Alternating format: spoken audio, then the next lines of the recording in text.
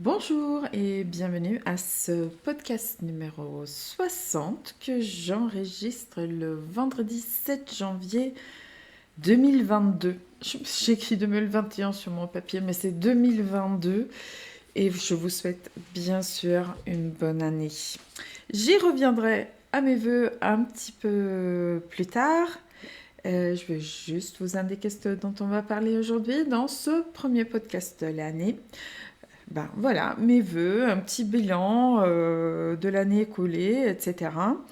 On va revenir un petit peu sur mon calendrier d'avant qui s'est déroulé tout au long du mois de décembre. Je vais vous parler d'un nouveau fil que je vous ai présenté sur le blog et les réseaux sociaux entre les fêtes. On va parler un peu projet pour le mois de janvier et bien sûr à la fin un peu de couture. Donc si vous ne me connaissez pas, je m'appelle Annette Pétavy, je tricote et crochette le jour, je fais la couture le soir. J'ai un blog, un site, des comptes sur les réseaux sociaux. Vous trouvez tous les liens sous la vidéo, dans le descriptif. Et vous pouvez aussi, dans ce descriptif, vous abonner à mon bulletin d'information, donc ma newsletter. Si vous me connaissez déjà et vous me faites l'honneur de revenir me voir, bah, je suis ravie de vous retrouver donc, pour ce premier podcast de l'année 2022. Donc, je vous présente bien sûr mes meilleurs vœux pour cette nouvelle année.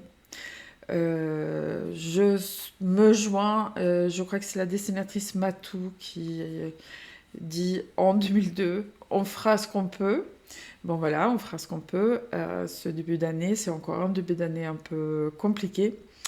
On verra bien où ça nous mène. Je vous souhaite en tout cas une année douce, autant que possible, aussi sereine que possible. Et bien sûr, avec beaucoup de créativité et de beaux projets, parce que je pense que c'est vraiment, vraiment quelque chose qui, en tout cas pour moi, ces derniers mois, ces 2 dernières années, a été un vrai bonheur, une planche de salut. Et j'espère que ça peut l'être pour vous aussi. Voilà. Donc, c'est un exercice un peu imposé, les vœux, et c'est vrai que je sens que je ne suis pas la seule comment dire, à ne pas oser me lancer dans un optimisme sans nuance pour l'année à venir. Bon, voilà, on va dire ça, on a appris ça ces derniers temps, que les choses peuvent changer et changer très vite. Bon, personnellement, je ne vais pas vous mentir, je ne suis pas fâchée de voir la fin de 2021. C'était une année extrêmement difficile pour moi, sur le plan personnel. Heureusement, il y a mon mari, mes enfants, il y a les amis et il y a mon activité dans le tricot, le crochet qui a été un refuge pour moi pendant cette année. Donc voilà, je vais faire mon petit bilan des choses qui étaient quand même vachement bien en 2021 parce qu'il faut s'en souvenir.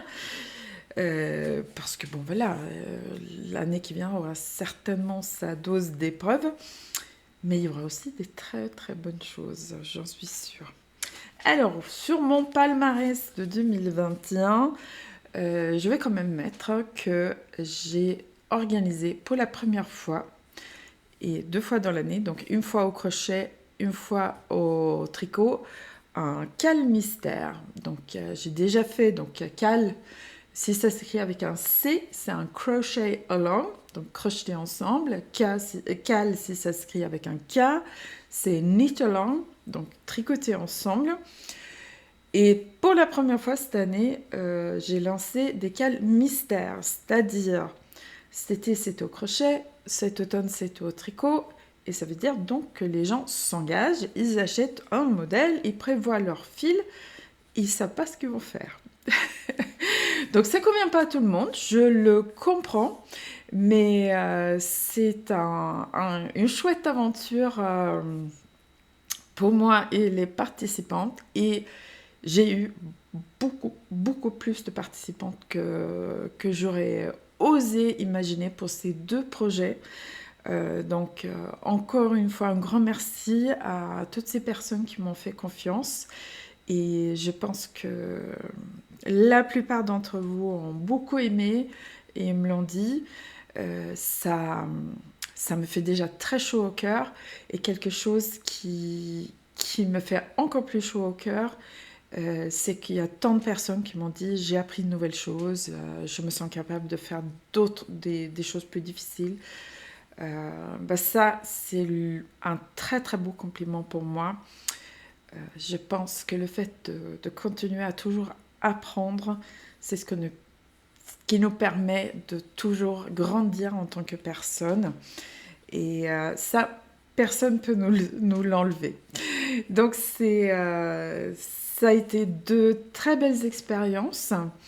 Et donc, si vous n'avez pas vu énormément sur les réseaux sociaux au sujet de ces 2 cas de mystère, même si, bon, bien sûr, j'en ai parlé, c'est parce que les groupes de discussion se sont déroulés sur l'Académie des Mailles.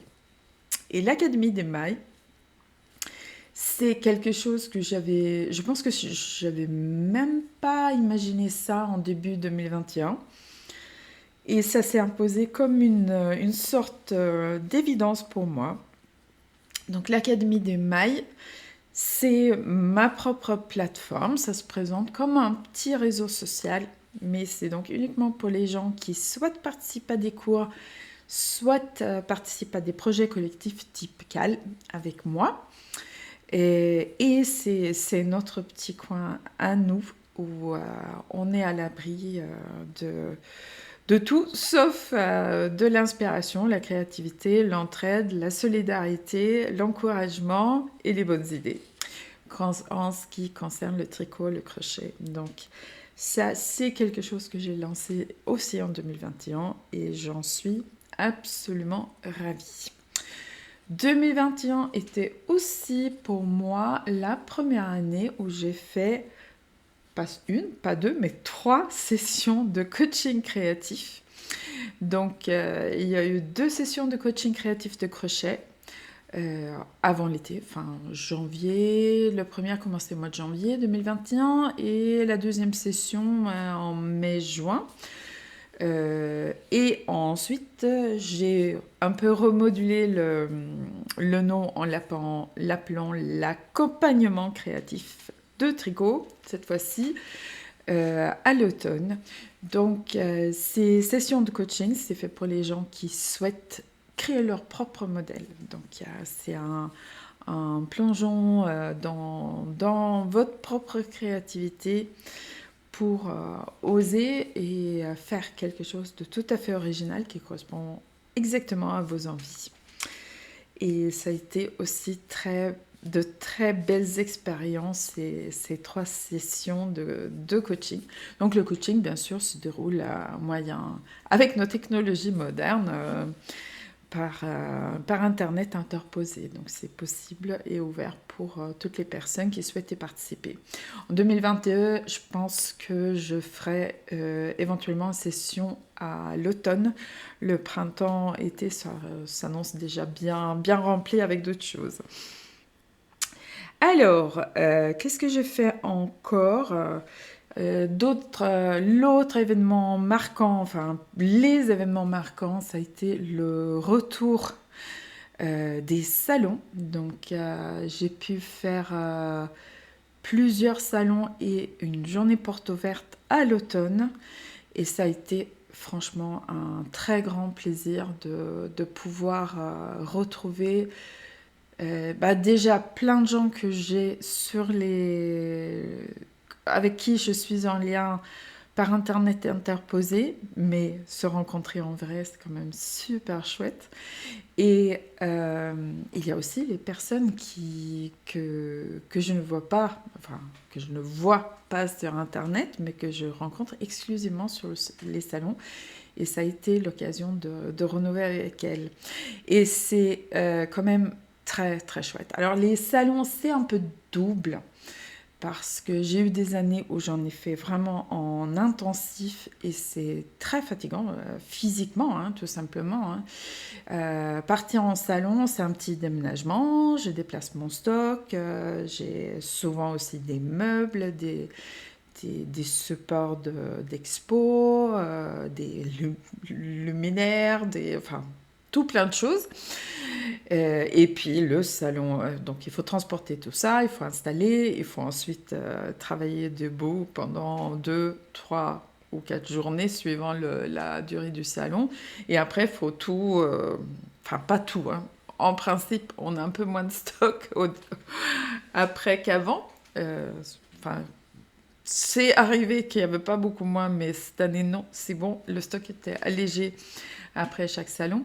Mais c'est quand même sacrément du travail physique de tout ranger, charger dans la voiture, conduire, rentrer, décharger à la maison. Donc, il faut la bonne dose de salon. Et cette année, j'en ai fait 3. Ils étaient très rapprochés à cause du calendrier qui était complètement comprimé parce qu'il y a eu une petite fenêtre où on a pu faire. Mais c'était quand même un énorme plaisir et j'ai programmé après un peu de repos et ça a bien fonctionné. Donc ça, c'était une très belle... je regarde comme ça parce que je crois qu'il y a un moucheron qui vole là quelque part. Donc si vous voyez un moucheron, c'est un petit moucheron chez moi, je suis désolée. Voilà, donc quand même pas mal de belles choses de faites en 2021. Ça compense beaucoup le reste pour moi, ce bonheur que j'ai à la fois de créer des choses, des idées, pondre des idées, des modèles, des choses à faire ensemble et puis vous voir les accueillir avec chaleur et enthousiasme à chaque fois, ça n'a pas de prix. C'est génial. Alors, donc, le dernier événement, le dernier projet collectif de la fin de l'année, c'était mon calendrier d'Avent. Donc, le calendrier d'Avent, c'est aussi un petit calmystère.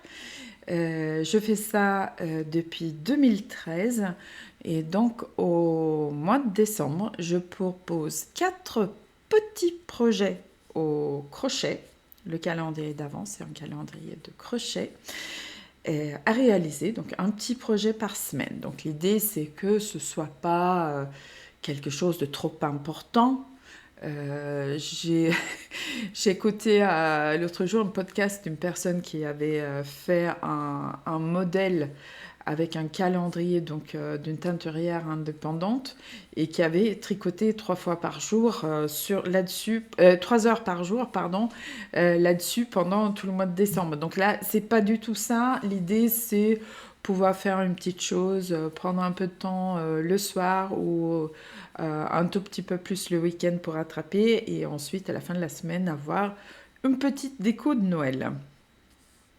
Donc, vous pouvez trouver, et ça restera disponible, bien sûr, sur le blog, dans la catégorie Avant 2021, les explications des petits projets que je vais vous montrer maintenant, parce que bon, voilà, il n'y a plus de secret, c'est tout est officiel.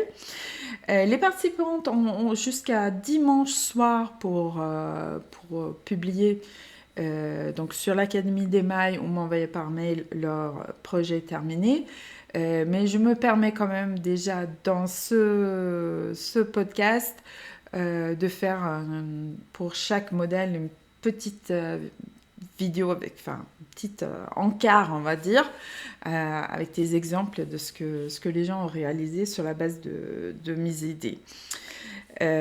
Donc, il y aura probablement quelques contributions de plus, mais ça sera quand même, ça vous donnera quand même une idée de ce que ça peut faire comme interprétation.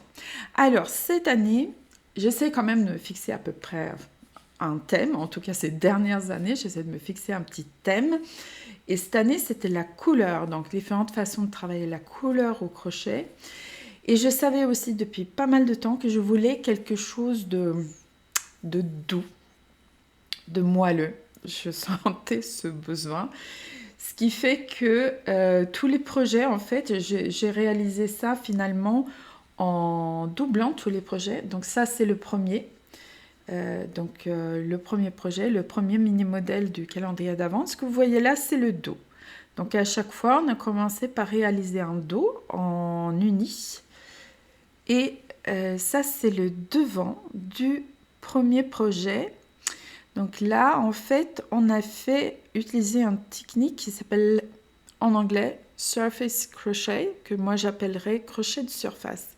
C'est-à-dire que ce cercle a été réalisé en deux couleurs, en fait, le beige et le rouge.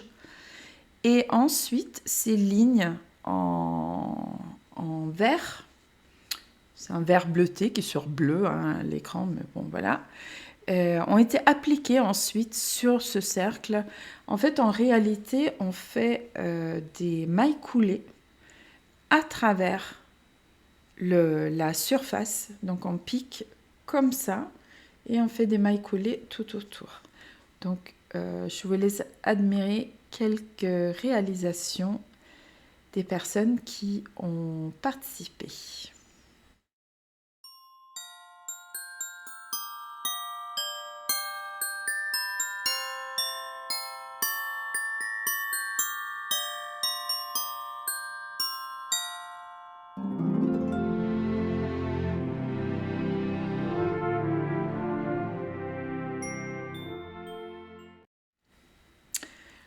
Donc, le projet numéro 2, la forme, bon là c'est pas super joli ma bordure, mais donc la forme était allongée.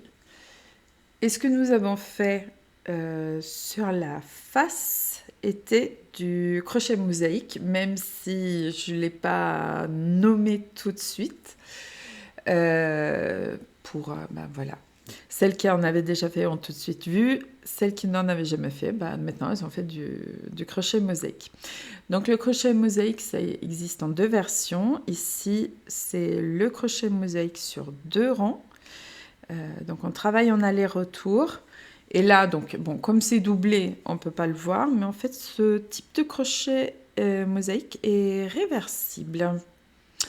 Donc là, effectivement, on a travaillé 2 couleurs. Donc toujours ici, dans ma version, le beige et le rouge. Hop. Et en fait, vous voyez que le dessin suit tout le long. Hop, allez, on va enlever ces notifications-là. Pas très pro, hein, quand on enregistre, d'avoir des notifications de mails qui font bing bing. Bon, voilà. Et donc, vous avez un dessin en continu et vous travaillez sur chaque rang uniquement avec une couleur. Donc, je vous laisse admirer les réalisations des participantes au calendrier.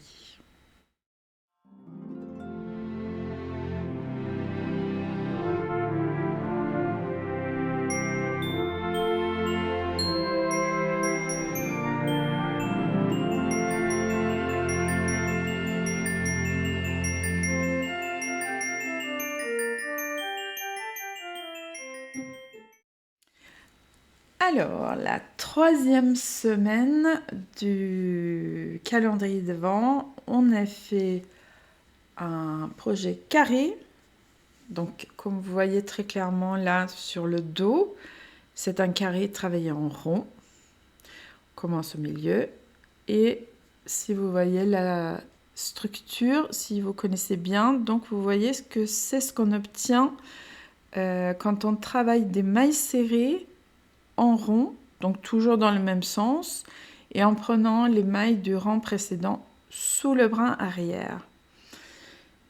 Ce qui laisse la barre des brins avant, apparents, et ce qui permet donc de faire ce genre de choses. Donc en ajoutant une 2e couleur. Donc ceci en anglais, Donc c'est une version assez simple de ce qui peut s'appeler overlay crochet. Donc en fait, on utilise des mailles reliefs pour créer un dessin qui se superpose à la base. Donc moi, j'ai appelé ça en français crochet superposé. Si vous avez d'autres idées, n'hésitez pas à m'en faire part. Hein. Donc c'est une technique qui est, bon, à condition de... Ça va faire une maille relief. Hein. Donc ça, moi j'ai plusieurs tutos sur le site, sur le blog notamment. Donc c'est à condition de savoir faire des mailles relief. C'est pas difficile à faire. C'est un peu complexe à expliquer, comme toutes les techniques de crochet où il y a des rangs qui s'enchevêtrent, qui se superposent, etc. Donc là, le calendrier d'avant, je fais jamais de diagramme, c'est des photos et des explications écrites. Je pense retravailler un peu sur cette technique. Et là, je pense que je vais faire ce que j'avais fait déjà pour d'autres points de maille relief, c'est-à-dire faire des diagrammes progressifs qui ne montrent que les rangs qu'on est en train de travailler, parce que sinon ça devient parfois plus compliqué avec un schéma que sans, ce qui n'est absolument pas l'objectif hein, du schéma.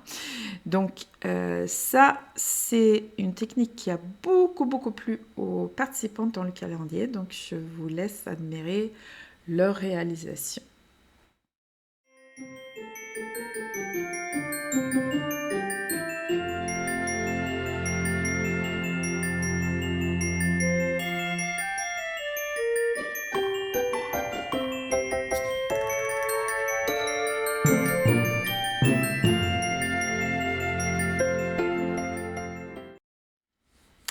Et donc, quatrième et dernier projet qui est un peu plus grand, parce que c'est tout travaillé en bride.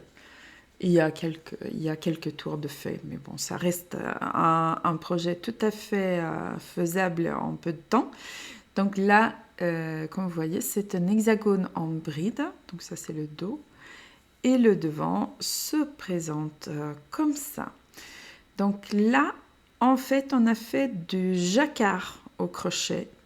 Ça veut dire que sur chaque rang, on a géré les deux couleurs. Au tricot, on part de jacquard à fil tiré parce qu'on voit les fils non utilisés sur le dos du travail. Au crochet, on travaille autour des fils non utilisés. Ce qui fait à la fois que c'est beaucoup plus facile de régler sa tension. Et bon, voilà, là, c'est doublé. Mais sinon, le dos est super propre aussi.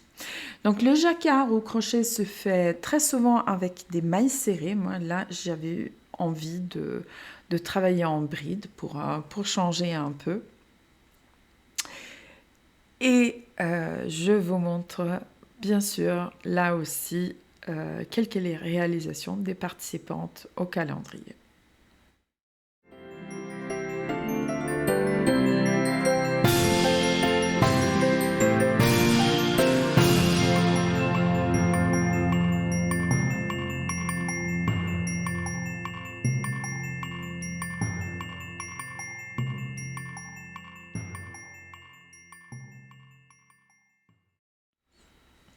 Voilà, maintenant que vous savez tout sur le calendrier d'avant qui a clos l'année 2021, on va passer à un fil que je vous ai présenté en fait entre les fêtes.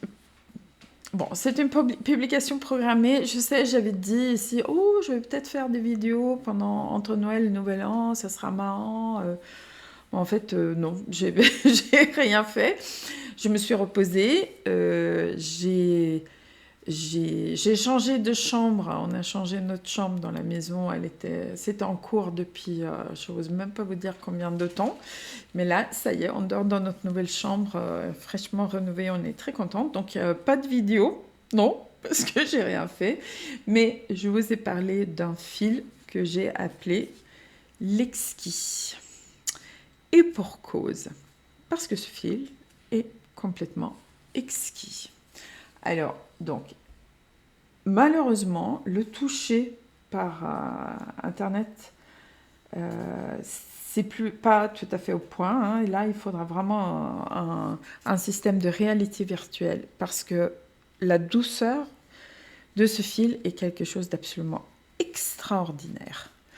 Donc, c'est un fil composé de 50% laine mérinos, 30% de soie et 20% de cachemire. Et c'est un rêve. C'est vraiment... J'ai hésité, hein. J'ai hésité. Est-ce que j'ai besoin encore un fil? Voilà, j'hésite toujours parce que je peux pas avoir une gamme énorme. Déjà, il faut faire tourner son stock. Et puis bon, mon stock est chez moi, donc bon voilà, j'ai une pièce. Je peux pas vraiment déborder de la pièce, même si bon, ça déborde quand même, mais pas trop quand même. Mais alors, j'ai demandé une pelote d'essai et quand j'avais touché ce fil, c'était juste impossible de ne pas le prendre. Donc, certes, on va dire c'est un fil de luxe, mais il a un super métrage. Dans cette pelote de 25 grammes, vous avez 275 mètres. Donc, c'est un fil qui, au mètre, c'est à peu près le prix du mohair et soie, qui est un joli fil aussi. Et si jamais vous, comme moi, êtes sensible même au mohair le plus doux, parce que je pense que mon mohair et soie est extrêmement doux, et que vous êtes quand même super tenté par ce côté duveteux, et la possibilité aussi de combiner un fil duveteux avec un autre, ben voilà, ça c'est le fil pour vous. Donc, je vais vous le présenter dans une vidéo sur la chaîne qui sera publiée, je pense, la semaine prochaine, parce que j'ai travaillé ce fil sous forme d'échantillon et je voudrais partager un peu ce processus et ce que ça m'a appris sur le fil avec vous. Et bon, voilà, ça va prendre plus de temps, donc je vais faire une vidéo séparée. Mais je vous le montre dès maintenant. Donc, pour l'instant, j'ai 3 coloris, mais la gamme sera appelée à s'étendre. Je vais travailler ce fil au tricot, au crochet, seul, bien accompagné, en simple, en double, tout ce que vous voulez, parce que c'est un délice. Donc, pour l'instant, vous avez le gris Helsinki, le bleu Oslo, donc il y a un bleu, on le voit pas très, on voit que c'est un bleu doux, il est un poil violacé en fait.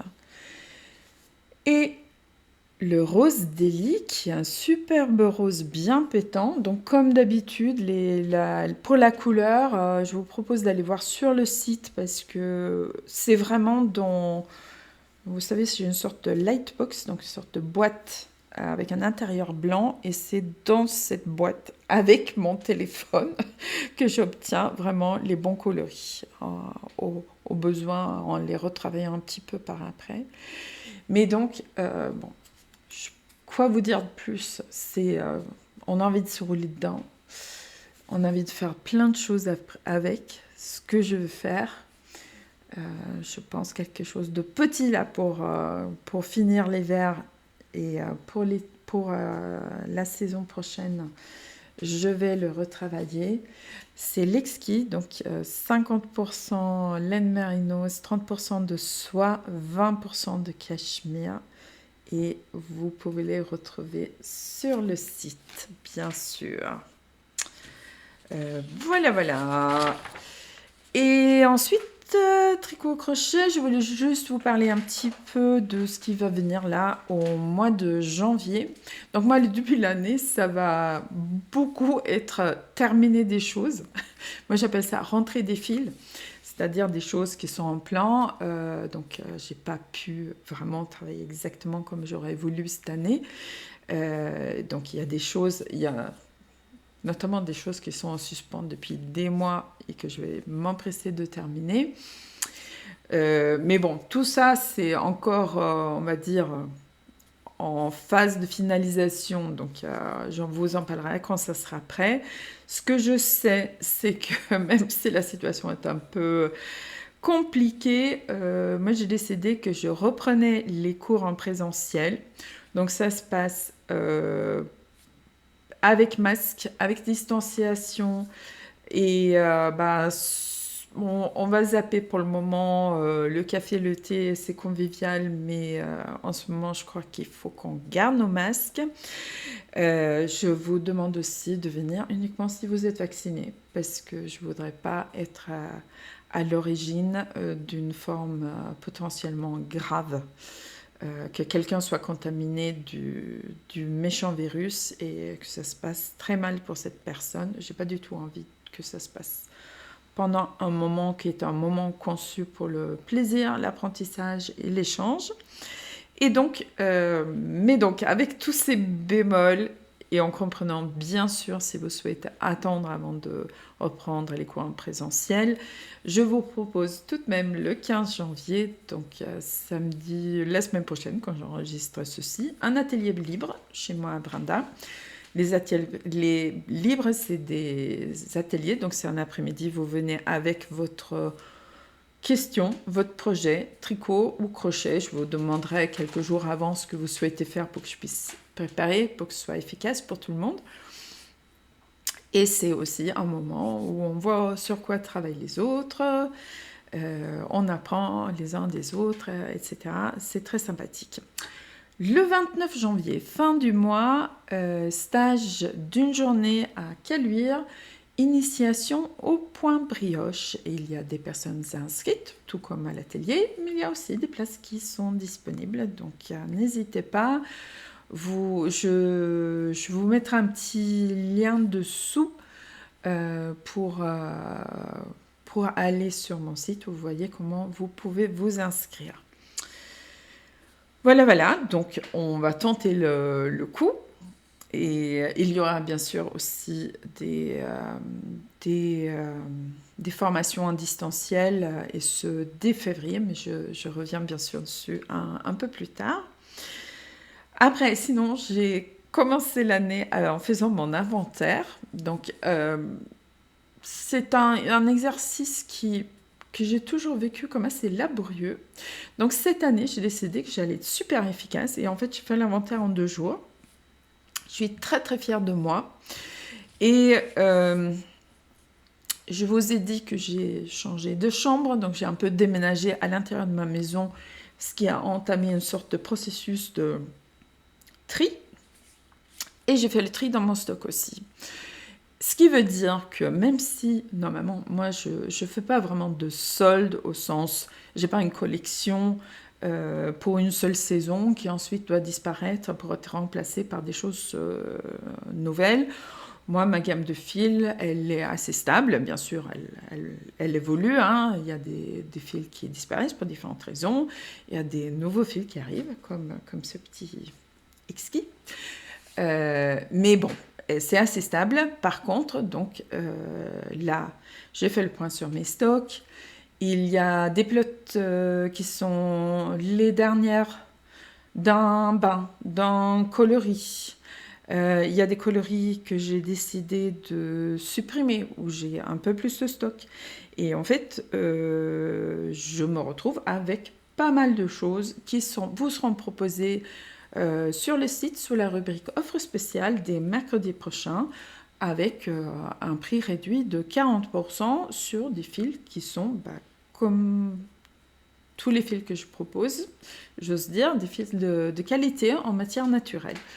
Donc, vous pourrez pas vous baser sur cette offre pour dire je vais acheter ça et puis racheter pour compléter. Non, vous prenez ce qu'il y a, si ça vous convient. Une seule pelote, ça peut vous permettre de tester une qualité ou faire un tout petit projet. 2 pelotes de couleurs différentes mais dans la même qualité, ça peut vous permettre de faire aussi un petit projet bicolore. Enfin, vous êtes créatif, vous saurez quoi en faire. Il y a aussi une ou deux propositions où il y a un peu plus de quantité aussi. Donc, pour ces offres spéciales, je ne peux pas garantir une cohérence de bain, c'est-à-dire il peut y avoir dans la même couleur des bains différents, et ça c'est un peu le jeu, quoi, que quand c'est en promo, parce que ça, je les évacue, on va dire, de mon stock. Je ne veux pas dire tout doit disparaître, parce que bon, voilà, on va pas tout vider. Mais donc quand c'est comme ça, je peux pas vous garantir que toutes les pelotes du même couleur soient du même bain. Mais ça, je suis sûre que vous comprenez et que vous saurez vous en accommoder. Donc, faites un petit saut sur la boutique. Je vous mets le lien vers la catégorie offre spéciale ci-dessous. Mais c'est donc à partir de mercredi, je me suis basée sur la date générale des soldes, c'est à partir de mercredi que vous trouverez plus de choses. Il y a 2-3 petites choses qui sont déjà là, mais vous trouverez beaucoup plus de choses mercredi prochain. Voilà. Pour le reste de l'année, on verra après. Donc là, on a parlé mon travail en fait, hein, le tricot et le crochet, même si bon voilà, c'est bon travail, ma vie, on va dire ça comme ça. Et maintenant, on va passer pour quelques minutes à la couture, qui est donc mon loisir. Donc, j'ai un peu moins cousu que je pensais.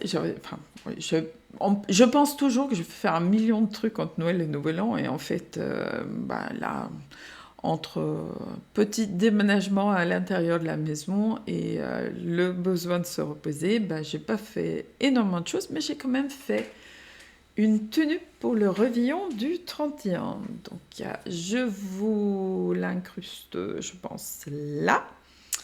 Donc ça, c'est une petite photo prise l'après-midi du 31. Donc j'étais encore plus stylée avant, avec des chaussures, des bijoux, tout, n'est-ce pas? Donc, vous voyez là, une robe qui n'en est pas une, en fait. Donc, j'avais acheté sur un coup de tête absolu un coupon de double gaze, donc en coton avec des points dorés, 3 mètres pour 20 € au coupon Saint-Pierre. Et je me dis, je vais me faire une tenue de réveillon avec. Après, je me suis dit, bon, si je me fais une robe, parce que bon, j'avais envie de ça, je vais la mettre... une robe noire et dorée, je vais la mettre une fois dans l'année, peut-être.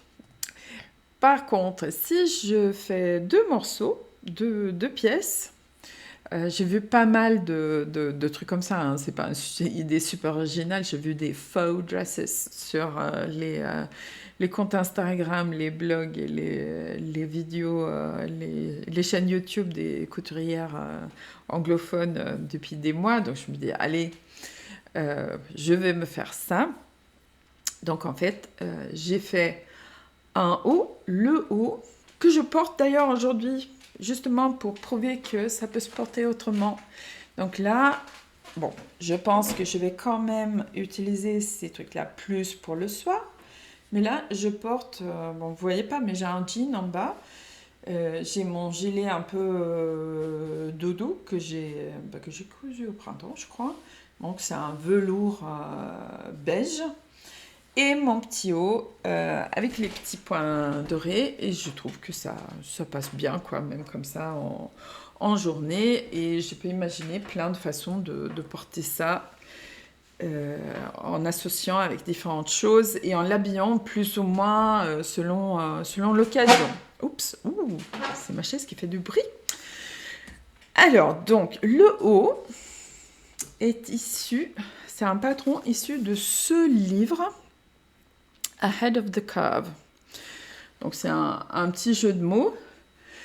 Curve comme curvy, donc ronde en fait en anglais. Donc c'est un livre de Jen Rashmore qui est la femme et la force vive derrière l'entreprise Cashmerette, qui est une entreprise de patrons de couture pour les femmes qui rentrent pas dans, dans les tailles standards. Donc maintenant, il y a beaucoup de designers indépendants qui proposent des patrons dans des tailles beaucoup plus grandes. Quand Jenny a commencé, il y avait quasiment rien.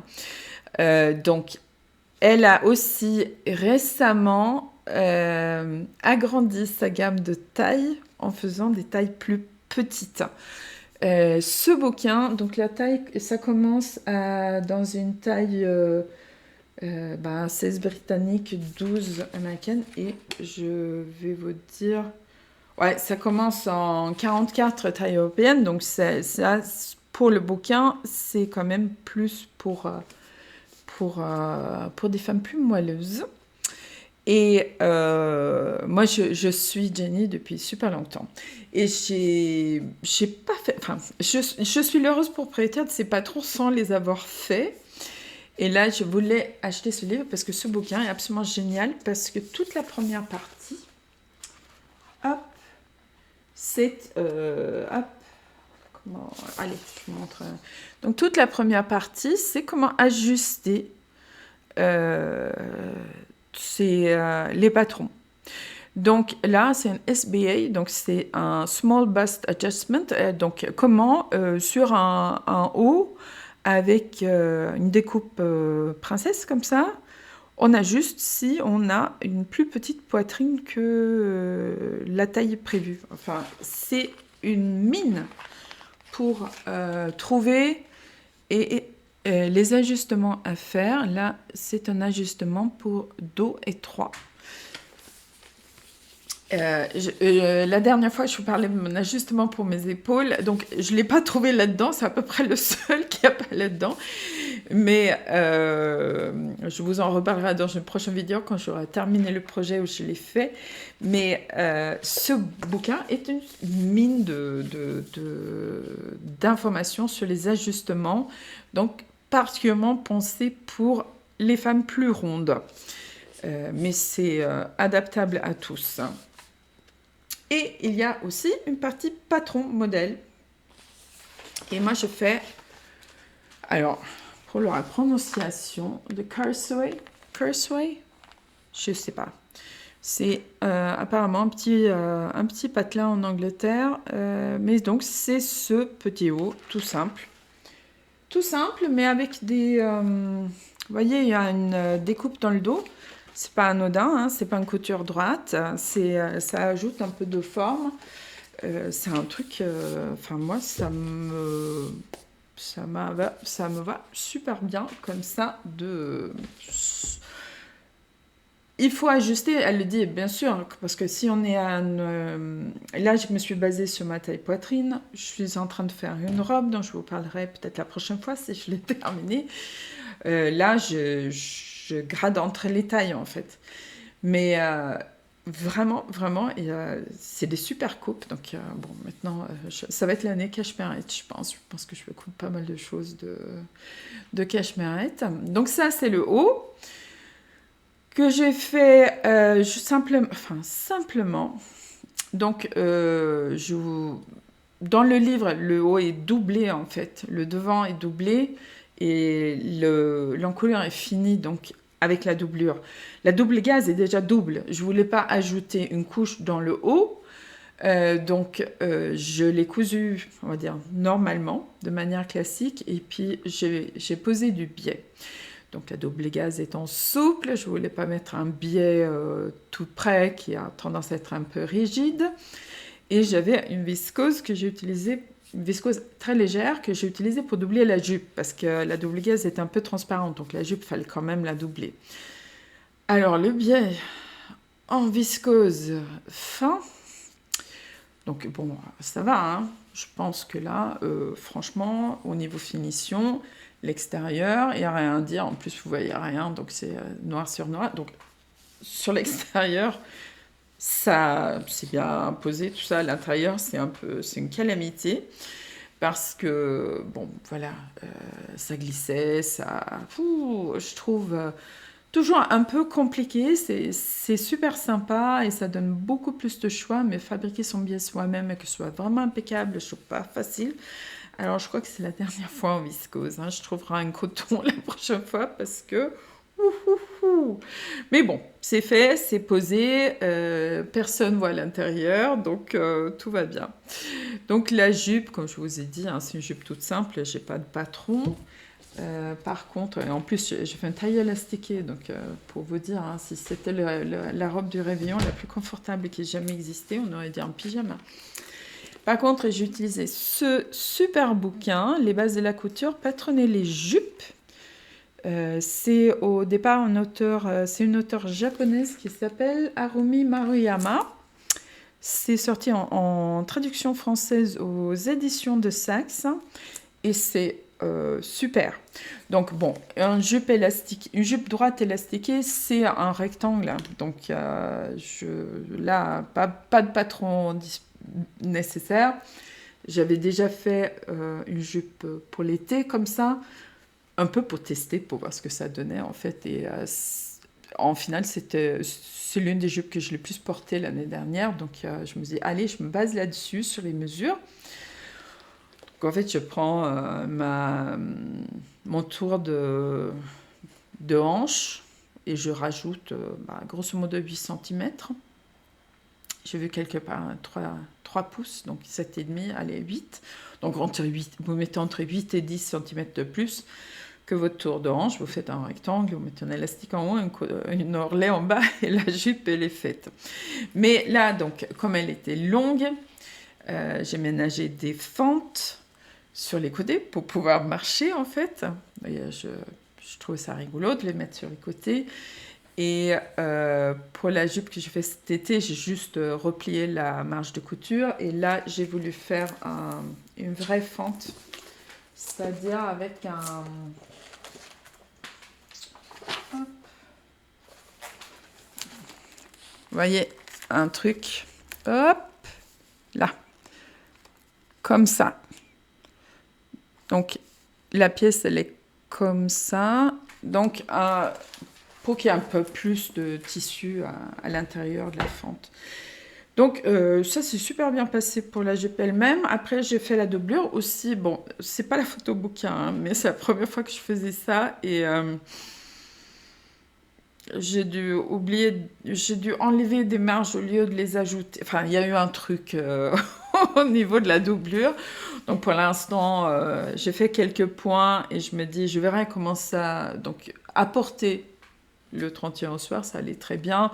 Je verrai bien à l'usage si vraiment ça s'avère trop compliqué. Après quelques lavages et repassages, je couperai la doublure et je ferai la doublure s'arrêtera au-dessus de la fente et ça sera tout bon comme ça. Donc voilà, c'était ma robe du réveillon réutilisable en pièces détachées avec un coupon à 20 €. Je trouve que je m'en suis pas trop mal tirée en fait. Et je crois que... Hop, voilà, je regarde mes notes parce que sinon j'oublie tout. Non, c'est à peu près tout ce que je voulais dire. Donc aujourd'hui, j'ai porté le Puddle Stomper, qui est un modèle de Kirsten Kapoor, qui est sur le site en jaune et violet, et c'est un modèle qui m'accompagne en fait. Moi, j'estime que c'est un grand classique, parce que c'est un modèle qui m'accompagne sur les salons depuis des années. Si ma mémoire est bonne, c'est Nathalie qui l'a tricoté. Merci Nathalie.